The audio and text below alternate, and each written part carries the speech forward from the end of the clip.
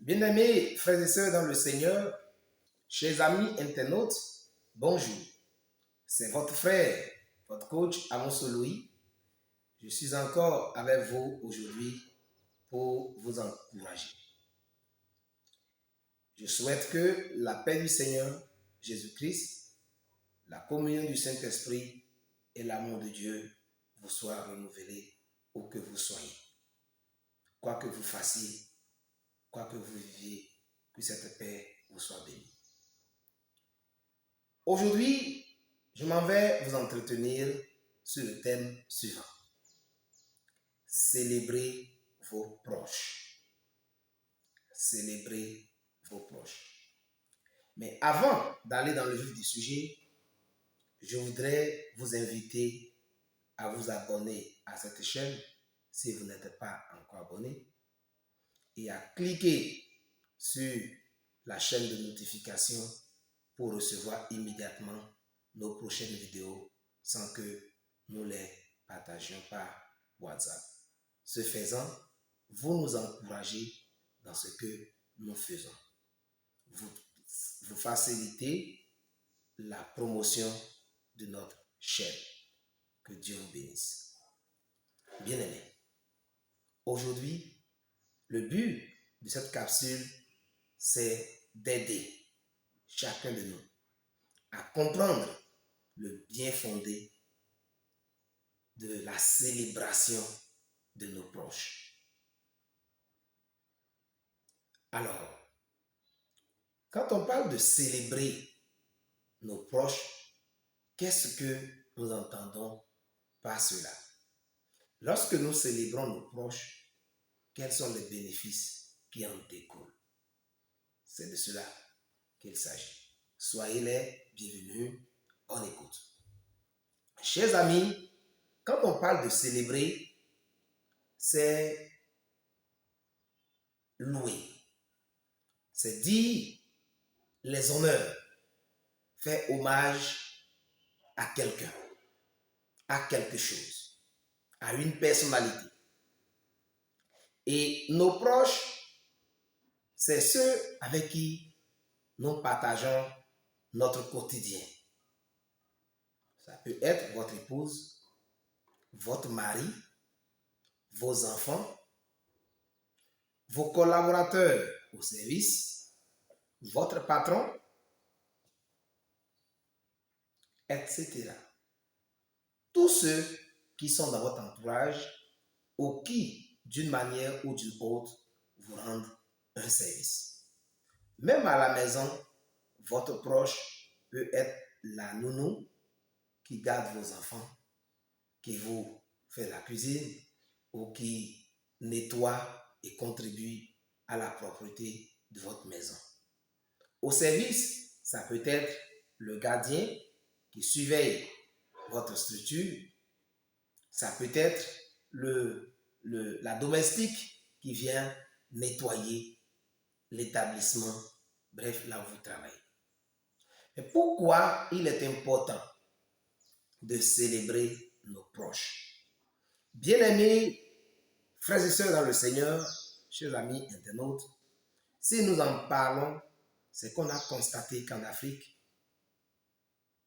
en général, et au Bénin en particulier, nous n'aimons pas célébrer les gens quand ils sont vivants. Force est de constater que c'est lorsque quelqu'un meurt qu'on organise des funérailles pompeuses et on commence par faire de sa rhétorique, par dire qu'il était un bon monsieur, qu'elle était une femme hospitalière, qu'il était quelqu'un de très sympa, de très courtois, qu'il était un bon travailleur. On dit ses éloges, on le célèbre. Mais on le célèbre à titre posthume. Ceux qui ont la chance d'être encore vivants entendent. Et parfois, on exagère, on ment, juste pour dire que cette personne était bonne. Mais est-ce que le mort entend ce que nous disons? La Bible dit que celui qui est mort, ses souvenirs sont effacés totalement et que le mort n'a pas de partage avec le vivant.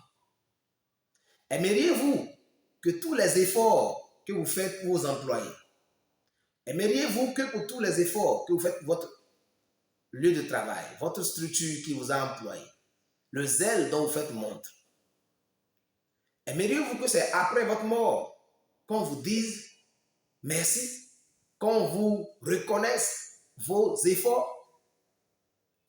Aimeriez-vous que votre épouse vous dise de temps à autre merci, mon chéri, pour ton attention, pour le soin que tu portes aux enfants que tu me portes? Aimeriez-vous qu'on vous fasse cela pendant que vous êtes vivant ou souhaiteriez-vous que ce soit après votre mort, à votre absence, qu'on le fasse? Malheureusement, en Afrique, au Bénin en particulier, nous n'avons pas la culture de la célébration. Quelqu'un prêche bien. Vous avez été béni lors de la prédication. Vous sortez du culte, même sans lui dire merci pasteur, merci tel frère, parce que ce que j'ai entendu m'a encouragé. Je tiens à te le dire, que Dieu te bénisse. On pense que ce faisant, on rend la personne orgueilleuse. Alors qu'en réalité, bien que cela peut rendre orgueilleuse si la personne est enclin à l'orgueil, bien que cela peut être le cas, mais le fait de remercier quelqu'un pour avoir été un bon instrument, pour avoir fait bien son travail, le fait de le remercier, ça donne du tonus au cœur. Le fait de dire ça a été bien fait, ça donne de la joie et ça donne l'envie de donner une meilleure version de soi-même. Et je voudrais vous encourager, chers amis internautes, chers frères et sœurs, vous qui êtes mariés, je m'adresse vraiment à vous, apprenez à dire merci. Apprenons à dire merci à notre épouse. Quand elle cuisine bien, quand elle prend soin de nous, quand elle lave nos habits, quand elle entretient les enfants, quand elle entretient la maison selon sa possibilité, accompagnée ou pas par des domestiques, quand elle fait bien et que vous sentez bien à la maison, disons un petit mot à madame, merci pour tout ce que tu fais, pour que cette maison marche. Il en est de même pour la femme. Quand votre mari est attentionné, il donne la popote, il prend soin des enfants en payant la scolarité, leurs soins quand ils sont malades, leur déplacement, leur habillement, bref, tout ce que votre homme fait qui est bien, même s'il ne fait pas totalement, le peu qu'il fait qui est bien, il faut le célébrer. Il faut le remercier pour ce qu'il a fait qui est bien. On peut aller plus loin même dans le couple. Lorsque votre mari, d'accord, vous aime et est fidèle et vous entretient sexuellement, quand c'est bien fait, dites-lui merci. Acclamez, célébrez, dites-lui, tu es magnifique, tu es bien. Pareillement pour la femme et pour l'homme. Lorsque votre épouse ne vous refuse pas son corps et que vous êtes sexuellement épanoui, alors dites-lui merci. Ne pensez pas que c'est un acquis, car il y a d'autres hommes qui ne sont pas satisfaits parce que les épouses disent « je suis fatigué », elles exigent de l'argent, elles exigent des choses avant de remplir leur devoir conjugal et ces hommes-là sont frustrés. Apprenons à dire merci pour ce que nos épouses, nos époux font pour nous, pour nos enfants, pour la belle famille, etc. Et en tant qu'employeur, lorsque l'entreprise évolue, lorsque les employés font bien leur travail, apprenons à les célébrer, à dire publiquement ce qu'ils font de bien. En Afrique, c'est quand ça ne va pas qu'on parle, on critique les employés, on insulte les employés, on ne fait que dire ah, tu n'es pas efficace, vous n'êtes pas efficace, vous êtes ceci, vous êtes cela. Mais on ne prend pas le soin de dire cette année vous avez été efficace, le chiffre d'affaires a doublé. Cette année tu as été ceci, vous avez été une bonne caissière, vous avez été un bon comptable, vous avez été un bon gardien. Apprenons à célébrer ceux qui font bien, à dénoncer ce qui ne va pas, ça c'est vrai, mais surtout à prendre le temps d'encourager ceux qui font bien quand vous êtes un leader. Ce faisant, l'entreprise gagne. Les agents sont encouragés à aller de l'avant, à donner le meilleur d'eux-mêmes. Car l'être humain est un être social. C'est un être qui aime être encouragé, qui aime qu'on le reconnaisse. Le sentiment de reconnaissance booste les individus, encourage à aller plus loin. Et c'est à cela que je vous exhorte, chers chefs d'entreprise.